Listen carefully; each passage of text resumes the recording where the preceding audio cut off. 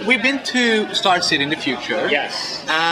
Will we by any chance go to Central City and maybe during a time where Barry was still gone during a crisis?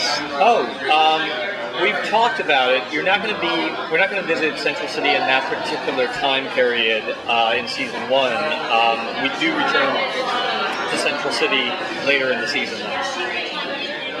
Now, with Rick Hunter's ship, it can go backwards and forwards in time. Can it also go into other dimensions and other worlds? We haven't established that. We've said it travels through space and it also travels through time. I think if we were to have it travel through other dimensions, we'd have to make a story point out of it. It would feel weird to me to do the whole season and Rick would be like, oh yeah, by the way, we also have this capability and we've never told you about it.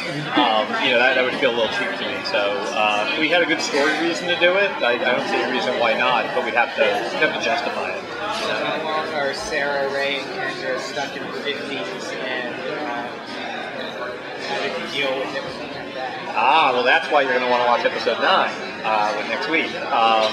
Suffice it to say, I don't want to spoil by giving you the answers to that. That to me is episode 9. But we do address those issues sort of very head on.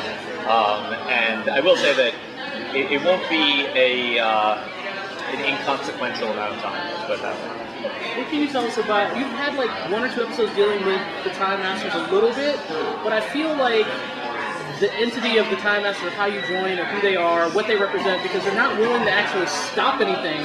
So, are you going to get? Basically, my question is: are you going to delve more into who they are as an entity and what they're actually doing as a job? Because apparently, saving the future doesn't seem really what they're trying to do. Well, they're like U.S. Congress. They've got a job, but they're not particularly interested in doing it. No, I'm joking, but not really joking. In all seriousness, the back half of the season deals a lot with the Time Masters, and you will get a lot of answers to your questions. In fact, the first half of the season was sort of spent laying the foundation as far as the Time Masters are concerned for the back half of the year. You just didn't know we were laying the pipe because we were doing it in a sort of very slow, subtle way. But by the end of the season, they'll be like, oh, that's why I met that character at that time. That's why they said this at that time. Even the little things that had happened throughout the first half of the season that I think for the audience just played as like a toss away line of dialogue, but it all had a reason to it, and you'll see the puzzle pieces start to come together I think a pretty definitive fashion. When it comes to time travel, things can get really confusing. So I was wondering, in the writer's room, do you guys have whiteboards set up, to try to keep all the storylines together, or is there one storyline in particular that's giving you guys the most trouble? Oh, great question. We do have a great number of diagrams and storyboards and whiteboards. That said, I always say I'm always the one in the writer's room who's going, by the time episode 9 airs, the people who are really sticklers for time travel, they probably tuned out most of it, and we've got, to use the Doctor Who term, we have our most timey-wimey episodes coming up. And episode 12 in particular is a crazy timey-wimey episode, and it's the kind of story, quite frankly, that we couldn't tell if the raison d'etre of the show is how do we very anally retentive make sure that every rule of time travel works. Because the truth is it's a fool's errand, because anyone who has seen any time travel movie or TV show knows it never lines up perfectly. It's just impossible. I don't care what the project is. So we are, we're trying to be responsible, but at the same time we want to tell the best story possible. And you'll see by the end of the year, there's a lot of things that do line up. And one of the things, like you had asked, is there anything that particularly vexes us?